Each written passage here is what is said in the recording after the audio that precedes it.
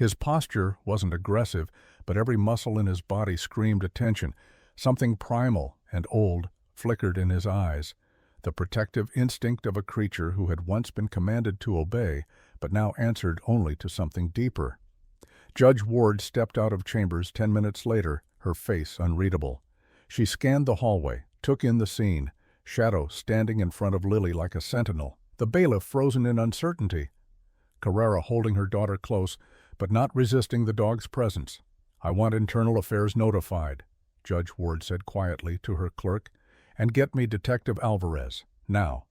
She turned to Carrera, voice lowering. "You and your daughter are not leaving this building until we understand what just happened." Shadow didn't so much as blink. And then Lily finally broke her silence. "He stayed," she whispered, placing a small hand against the shepherd's chest. "He didn't leave me." Carrera closed her eyes, her arms wrapping tighter around her daughter. Whatever she thought she knew about that strange night, months ago, when Lily had gone missing for 2 terrifying hours, was no longer enough. She hadn't remembered, but her daughter had, and now, so had the dog. "Bad man." The 2 words landed like a thunderclap in the still air of Courtroom 4B in Clearwater County. Judge Elena Ward froze mid-sentence. The stenographer's fingers hovered above the keys. Rows of attorneys and spectators turned toward the sound. 3-year-old Lily Weston, seated on a long wooden bench beside her mother, had pointed, small arm outstretched, finger trembling only slightly. At first, the adults thought she was pointing at the large black German shepherd moving silently across the aisle. But she wasn't. Her eyes were locked on the man beside the dog, Officer Mason Griggs, dressed in standard patrol blues, polished badge, neatly clipped sidearm. He stood rigid near the gallery door. He didn't flinch, not visibly, but the dog at his side, Shadow, paused mid-step, his body language shifting almost imperceptibly. Lily pointed again, voice firmer this time. "He locked me." The breath went out of Carrera Weston's chest like someone had punched her. She grabbed her daughter's hand, trying to pull it gently down. "No, sweetheart, shh," she whispered, panic rising behind her composure. The courtroom had come to a full halt. The judge glanced from Lily to Griggs, then down to the floor, as if trying to reset time. When she spoke, her voice was deliberate. "Bailiff, clear the gallery. 15-minute recess. Officer Griggs, my chambers. Now." The bailiff gave a curt nod and moved to direct the spectators out. A ripple of unease ran through the room, though no one dared say what they were thinking. Lily sat quietly now, clutching her worn bunny plush wide-eyed, as Shadow, still leashed to Griggs, turned his head back toward her, with the slow, deliberate movement of something remembering. It had been a routine morning until that moment. Carrera, a junior accountant for a logistics firm, had been called to testify as a minor witness in a warehouse theft case. She'd seen a suspicious vehicle from her apartment window weeks before, hardly anything pivotal. With no one available to watch Lily that morning, she'd been given reluctant permission to bring her, provided the child stayed silent. And Lily had. Right up until the moment that dog entered the room. Shadow moved like liquid tension, muscles tight but not aggressive, posture too disciplined to be anything but trained. His handler, Griggs, walked like a man used to being watched. Eyes scanning, back rigid. The moment they entered, Lily had gone still. Not fussy, not frightened, just alert. Her gaze had followed the 2 figures with an intensity far beyond her years. Carrera hadn't noticed at first. She'd been adjusting her blazer, trying to appear credible in front of lawyers and prosecutors she'd never met. But when she heard Lily's voice, so calm, so clear, her body froze. Now, in the echoing hallway outside the courtroom, she knelt beside her daughter, one hand brushing back blonde curls that had fallen from Lily's braid. "Honey, why did you say that? You've never seen that man before, right?" Lily didn't answer. She simply held tight to her bunny and stared at the closed door where Officer Griggs had disappeared. Inside the judge's chambers, the air was no warmer. Judge Ward sat stiffly at her desk, hands folded as Griggs stood across from her, arms crossed tight against his chest. "With respect, Your Honor," he said flatly, "we're talking about a toddler." She probably saw me on TV or confused me with someone else.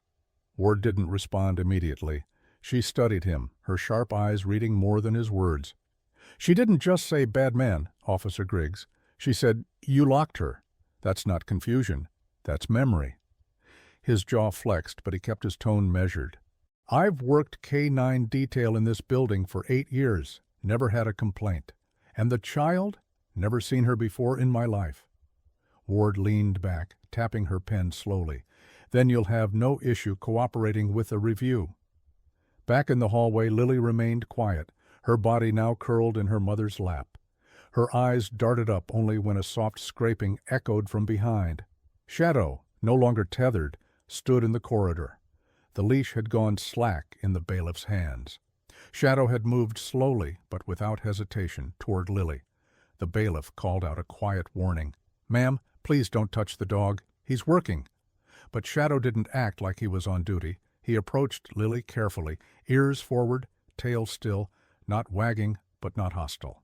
He stopped just 2 feet away, lowered his head slightly, and stood firm, facing outward, between Lily and the hallway, like a shield. The bailiff reached for the leash. "Shadow, heel." The shepherd didn't move. Carrara's breath caught. Is he supposed to do that?" "No, ma'am," the bailiff muttered, concern creeping into his voice. "That's not usual." Detective Ron Alvarez had spent 22 years reading silences louder than words. When Judge Ward summoned him to Clearwater County Courthouse that morning, it wasn't the urgency in her voice that struck him. It was the quiet behind it. Something had shifted in Courtroom 4B, something that couldn't be explained by protocol or paperwork. The moment he stepped into the hallway, Alvarez saw it for himself. A child, no older than 3, clutched tightly in her mother's lap, wide-eyed and trembling but strangely composed. Her fingers gripped a frayed plush bunny. Across from her, a German shepherd, still in his harness but disconnected from his handler, stood rigid between her and the world. The dog's body blocked the hallway like a wall. Still, watching, choosing. Shadow, that was the name on the harness. The leash hung slack in the bailiff's hand, ignored. The child's mother, Kara Weston, met Alvarez's gaze only briefly before returning to her daughter's side. There was a weight in her posture, the weight of someone reassembling events they thought were finished. The officer assigned to that dog, Mason Griggs, had already been separated and placed under observation. Judge Ward had ordered it herself, citing the child's accusation, "He locked me." 3 words that now sat like stones in every report Alvarez reviewed. By the time he entered the small interview room downstairs, Griggs was already seated. The man looked practiced, calm in the way only someone well-versed in appearances could be. Alvarez didn't sit. He dropped the file on the table, watched Griggs's eyes flicker toward it, but not dwell. They both knew what it contained: incident reports, dispatch records, a missing persons log from 5 months earlier, October 17th, a block party on Broadmoor Street, a lost child recovered in a storage shed near the train yard. The child had been returned quickly, with no apparent harm. Griggs had reported the door was closed from the inside. The child, he claimed, must have wandered in, pulled the latch by mistake, and panicked. The report included nothing about the bloodied scratches found on her arms and knees, no mention of the bolt lock clearly visible on the exterior, just a closing line, "Subject found unharmed." It had been Lily Weston, the same girl now being protected without command, by the same dog once assigned to Griggs. Alvarez didn't ask questions. He didn't need to. Griggs's posture was tight, controlled, but not calm. There was a tremor beneath the stillness, like pressure behind glass. The kind of pressure that came from knowing control was slipping. Later that afternoon, Alvarez found Kara Weston in a converted interview room near the judge's chambers. Her fingers traced the lip of a paper coffee cup, untouched. Her daughter sat beside her, drawing silent circles on a scrap of courthouse notepad with a purple crayon. Kara didn't offer excuses. She didn't try to justify or interpret. She simply told the story as it returned to her. How Lily had gone missing during a neighborhood event. how officers had searched for 2 hours before finding her, how Griggs had been the one to carry her out of the old shed. She remembered Lily shaking. She remembered the scratches. She remembered thinking her daughter had fallen or tripped. But what she remembered most clearly now, what she couldn't stop replaying, was the way Lily hadn't cried. Not even when they took her to the hospital, not until they were home. And even then, it had been a kind of silent crying. No sobs, just wide eyes and clenched fists, as if whatever had scared her couldn't be described out loud. Alvarez asked only one thing before he left the room, whether Lily had ever seen Griggs again before today. Kara shook her head. They had moved apartments, changed daycare, changed everything. Lily had never seen him again, until this morning. By dusk, Alvarez had accessed the unfiltered dispatch logs for that October day. One entry stood out, a 5-minute unlogged gap, just before Griggs officially reported Lily's location. A lone call ping near the old depot, no other units nearby, no body cam footage filed. And now, a dog who refused to return to his handler, a child who remembered not just fear, but imprisonment, and a man whose authority had started to crack under the weight of memory. Back at the precinct, Shadow lay curled on a cold tile floor outside the K-9 holding room. Officers had tried to separate him from the Weston family. Every attempt ended the same, the dog resisting, not aggressively. But absolutely, he ate nothing, responded to no commands, except when Lily walked past. Then he stood, followed, guarded. It wasn't training, it wasn't reflex. It was something else, recognition. And whatever had happened behind that locked shed, it had marked more than just a child. It had marked the dog, too. The behavior started changing on the third day. Shadow, once reserved and obedient, had become something else entirely. He no longer moved with the mechanical precision typical of a service K-9. His actions, while still measured, now carried intention, voluntary, deliberate, increasingly protective. He followed Lily down hallways without a word, positioned himself between her and strangers, especially anyone in uniform. If a door closed behind her, he planted himself in front of it. If a badge entered the room, his body tensed like a stretched wire. Detective Alvarez had seen dogs form bonds. He'd seen loyalty. But this was different. This wasn't instinct. It was memory. He called in Dr. Ben Holloway, a former military K-9 trauma behaviorist turned consultant. The man arrived without fanfare, khakis, gray polo, soft voice, but carried the gravitas of someone who'd spent years decoding the unspoken. He watched Shadow for less than 10 minutes before making his first observation. "This dog is guarding more than the girl," he said quietly. "He's guarding the truth." He wasn't protecting out of conditioning. He remembered. And whatever had been done to him in silence, whatever he'd been forced to watch without the power to intervene, still lived in the tremble of his muscles, in the quiet refusal in his stance.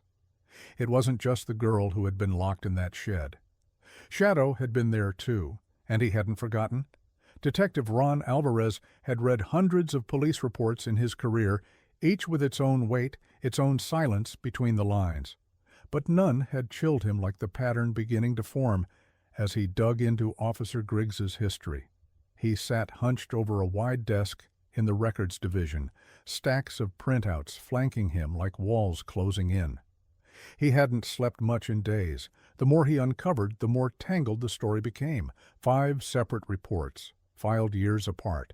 5 children reported missing during public events, each found quickly, all with minor injuries dismissed as accidents, all discovered by one man, Mason Griggs. On paper, he looked like a hero. But Alvarez had seen the false shine of clean reports before. He flagged each case, then ordered a cross-check of body cam footage, dispatch logs, and personnel records. The discrepancies piled up fast. Several recordings were missing entirely. Others were corrupted, incomplete. Each one had been processed by the same digital evidence technician, Calvin Dorsey, a quiet man known for never questioning anything that came across his desk. And then there was Lieutenant Nora Vann, the shift supervisor, whose name kept surfacing beside Griggs's. Her signature appeared on approval memos, release forms, post-incident evaluations.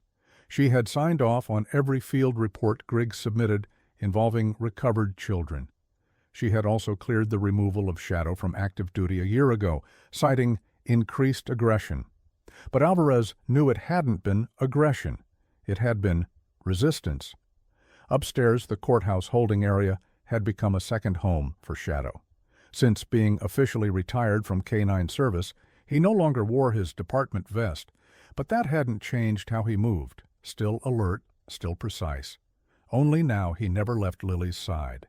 She had taken to calling him her forever dog. At first she whispered it, like the words might be taken back. But day by day her voice grew stronger, and slowly her laughter returned. Not the frantic kind kids use to hide fear, but real laughter. Gentle, the kind that comes when shadows begin to lift. Kara, watching from across the room, would sometimes tear up just hearing it. Alvarez visited daily now, not just to check on progress. Something about the bond between child and dog felt like a compass pointing him back to what truly mattered. He didn't speak much to Lily. He didn't need to. Every time Shadow placed his body between the girl and the door, Alvarez was reminded that justice wasn't just about conviction. It was about protection. Something the system had failed to provide. Not this time. By the end of the week, Alvarez had enough evidence to act. Judge Ward approved an emergency warrant, under seal.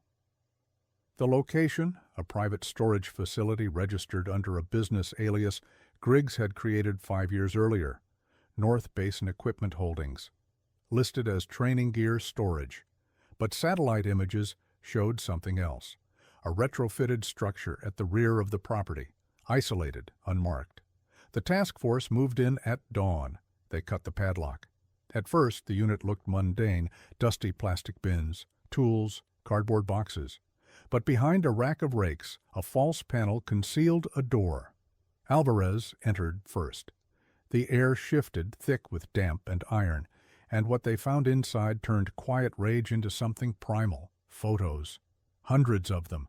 Most were of children, blurry, distant, candid. Some were marked with dates. Others had locations scribbled along the edges. Taped beside a desk was a crude map of Clearwater, pinned at city parks, schoolyards, parades. A leather-bound notebook lay atop the table. Inside, Griggs's handwriting, observations, movements, notes like a field journal. But these weren't suspects. They were targets. And in the far corner, behind a canvas sheet and the frame of a disassembled kennel, sat a rusted metal cage, barely big enough for a medium-sized dog. The base was dented, the bars bent, where something had pushed again and again. The floor was stained, and buried beneath old blankets at the back they found a K-9 collar. The engraving, Unit 9, Shadow. Alvarez's breath caught. He crouched beside the cage and traced the scratches on the inner wall. They weren't random. They were desperate. This hadn't been equipment. It had been punishment. That night, Alvarez didn't go home. He returned to the Weston residence. Shadow was curled at Lily's feet, her hand resting in his fur, her head drooping with sleep. When Alvarez entered, Shadow's head rose, ears pricked. He didn't move toward the door, he just stared, like he already knew where Alvarez had been. Alvarez knelt beside him and placed the collar from the warehouse in front of him. Shadow sniffed once, then looked up. Not with confusion. Not even with recognition. With finality. It wasn't just memory. It was proof. The next day, charges were filed against both Calvin Dorsey and Lieutenant Van. Digital tampering, obstruction of justice, complicity, and abuse, each backed by internal communications recovered from the storage unit. Griggs had kept everything. Somewhere between arrogance and control, he had documented his own crimes. But he'd miscalculated one thing. The dog he thought he had broken had never stopped remembering. And now with the child he once tried to silence smiling again, laughing, growing stronger by the day, there would be no burying what had been done. Not anymore. Justice had awoken, and it had teeth. If this tale moved you, if you felt the tension, the heartbreak, and the triumph, Please support our channel by hitting the like button and subscribing. Your support means the world to us and helps us bring more thrilling, emotional, and inspiring stories your way. Leave a comment below and let us know what you think. Do you believe dogs have an extraordinary sixth sense? Share your thoughts and personal stories with us. Thank you for watching, and we'll see you in the next video.